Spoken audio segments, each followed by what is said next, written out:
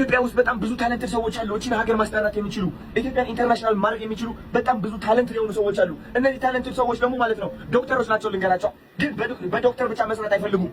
አንዱ ዶክተር ሆኖ ዘፋኝም ሊሆን ይችላል። መስፈን እስከፈለገ ሰግጠት ዘፍናለህ።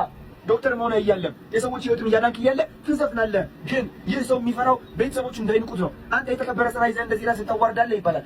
ባገባ ሰግጠት ትሰራለህ። የፈለጉትን ይበሉ። እንደዚህ ነው ህይወት የሚቀየረው። እኛ ሰዎች ስንባል አንድ አይነት መንገድ ብቻ አይደለም የተሰጠን፣ 10 አይነት መንገድ መከተል እንችላለን። ከፈለግን አክተር፣ ከፈለግን ዘፋኝ፣ ከፈለግን ዶክተር፣ ከፈለግን ኢንጂነር፣ የፈለግነውን ነገር ይዘን የፈለግነው ማዕረግ መርጠን መከተል እንችላለን። ሰው የመረጠልን ማዕረግ ተከትለን ግን እንደኔ እንደውም አሁን ላይ ሰግጥ የሚለው ቃል በጣም ከተመቸን ሰዎች ይልቅ አይመቸንም ያላችሁ ሰዎች ይበልጥ እየሰገጣችሁ ይመስለኛል። ቢካዝ በጣም ብዙ ሰው አስረዳችሁ። በቃ በጣም ብዙ ሰው አዶናይን ተውት፣ እሱን የሚደግፉ እሱን የተረዱት ሰዎች እኔን ጨምሮ ብዙ ሰው እያስረዳ ነው። ቲክቶክ ላይ ብትሉት ምን ላይ ሌሎች ኢንተርቪዎች ላይ ብዙ ሰው ለማስረዳት እየሞከረ ነውና በጣም ሰግጣችሁ በቃ እንዳይገባችሁ እየፈለጋችሁ ጆሮአችሁን ጭንቅላታችሁን ድፍን እያደረጋችሁ ነው እንጂ ይሄን ያህል ከባድ ነገር ሆኖ አይደለም። ባይዘዊ እና አሁን ላይ በቃ እኔ ኮምፕሊትሊ በቃ እንትን የደመደምኩት ነገር ቢኖር እነዚህ ሰዎች ችግራቸው ከቃሉ ሳይሆን ከልጁ ነው።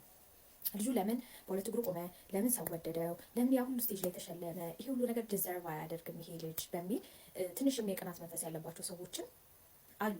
እንደዛ ነው እንጂ ከቃሉ ቢሆን ችግራችሁ በእውነቱ ከሆነ ቃል የሚታረም ነገር ነው፣ መቀየር ይቻላል። እቺ ቃሏ ካልሆነች ያልተመቸቻችሁ ቃሉ ይቀየር፣ አዶናይ በዚህም ቀይረው በዚህም ተካው የሚል ሀሳብ የሚያመጣ ሰው እንኳን የለም ከመሀላችሁ። ሁላችሁ የምትሉት ያላችሁት ይሄ መጥፎ ነገር ነው፣ ይሄ ትውልድን የሚሰብር ነገር ነው፣ ይሄ ቃሉ እንደዚህ ነው፣ ይሄ ቃሉ እንደዛ ነው የምትሉ ሰዎች ብቻ ናቸው ያላችሁት። ይሄ ደግሞ ሆነ ብላችሁ እንዳይገባችሁ ስለፈለጋችሁ እንጂ አይዲያው እኛ የተለየ አእምሮ ኖሮን አይደለም የተረዳነው፣ በቃ ስላልፈለጋችሁ ነው። እና እኔ ትቻለሁ፣ ለሰው ማስረዳት ራሱ ትቻለሁ። አሁን እሱ ቪዲዮ ሲሰራ እንደው ፐርሰናል ነገር ሆኖብኝ ስለ ሕክምና ሰዎች ስለ ዶክተሮች ብሎ ምሳሌ ሲሰጥ እንደው ፐርሰናል ሆኖብኝ ትንሽ ስለነካኝ ነው ቪዲዮ የምሰራው እንጂ እናንተን ለማስረዳት አይደለም። እኔ ተስፋ ቆርጫለሁ በእንደሱ አይነት ሰዎች። ኢቭን አሁን የሚሰማኝ ያለው ነገር አንድ በጣም ስልጣን ያለው ሰው ወይ ደግሞ የሆነ ከከፍተኛ አካላት ይሄ ቃል እንዳትጠቀሙት የሚል ነገር ሊመጣ ይችላል። የሆነ ቀን ቢመጣ እንኳን እኔ በልቤ ሁሌ ሰግጬ እንደምኖር ወስኛለሁ ጋይስ። እና እንደያረዳዳችሁ ነው። መረዳት ከፈለጋችሁ ትረዳላችሁ፣ ካልፈለጋችሁ አትረዱ። በተረፈ ደግሞ ይሄን የምትቃወሙ ሰዎች እስቲ የተሻለ ነገር አምጡ። እሱ የሰራውን 25% ግማሹን ኳርተሩን ስሩና ከዛ እንከተላችሁ። እኛ እኮ ሜዳው ሰፊ ነው። ቲክቶክ ለሁሉም ሰው ክፍት ነው። ዓለም ሰፊ ናት። አልጠበበባችሁ። ሁሉም መሬት እሱ አልያዘው። ለምንድነው እንደዛ የምታስቡት? ኢቭን አሁን ጆን ዳንኤል ሊፈታ ነው ብላችሁ ጆን ዳንኤል የሚፈታበት የተፈታበት ቪዲዮዎች ምናምን የተሰሩት ላይ ሄዳችሁ አዶናይ ትላላችሁ። ምንድነው የምታወዳድሩት? ማይገናኝ ነገር ለምን ታወራላችሁ?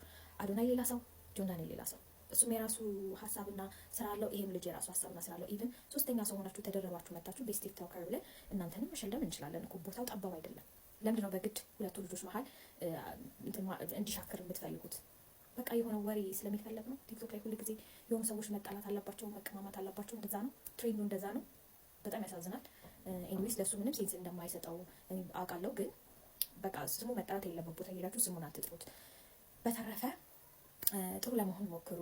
መረዳት ከፈለጋችሁ በጣም ቀላል አይዲያ ነው፣ መረዳት ትችላላችሁ። መረዳት ካልቻላችሁ ደግሞ ውስጣችሁ ያለውን ጥላቻ ለማስወገድ መጀመሪያ ሞክሩ። እውነት ልባችሁን ንጹህ አድርጉት። በቃ ለሰው ክፉ አትሁኑ፣ ለሰው ምቀኛ አትሁኑ። ይሄ ልጅ ዛሬ የጠላችሁ ልጆች አጠገባችሁ ያለው ሰው እንኳን ቢያልፍለት ደስ እንደማይላችሁ በጣም እርግጠኛ ነኝ። እኔ ፐርሰናሊ የተረዳሁት ነገር ይሄ ነው። ከሱ በጣም ብዙ ነገር ተምረናል። እውነት ቲክቶክ ላይ እንደው ትምህርት የለም ይባላል፣ ግን እንደዚህ አይነት ነገሮች ራሱ ያስተምራሉ። እና ይሄን ልላችሁ ነው። የሕክምና ባለሙያዎች ደግሞ ቲክቶክ ላይ ስንመጣ፣ እኔ ፐርሰናሊ ቲክቶክ ላይ ስንመጣ ትዝ ይለኛል ወይኔ ቤተሰቦች ያፍሩብኝ ይሁን ጓደኞቼ ምናምን ሙድ ይዙብኛል ወይ የሚያውቁኝ ሰዎች ስራ ቦታ ምን ይሉኛል እና ብዬ አስቤ ነበር። ግን ላይክ ሰግጬ ነበር ፖስት ያደረኩት። ባልቀጥልበትም ምንም ማንም እንደማያመጣ አይቻልም። እና ፐርሰናሊ ኤክስፒሪየንስ ያደረኩት ነገር ስለሆነ ሲያወራ ደስ ስላለኝ ነውና በሌላም የስራ ዘርፍ ብመጣ ብዙ ቀር እንዳይላችሁ ልዘፍንላ እችላለሁ ከፈለኩኝ።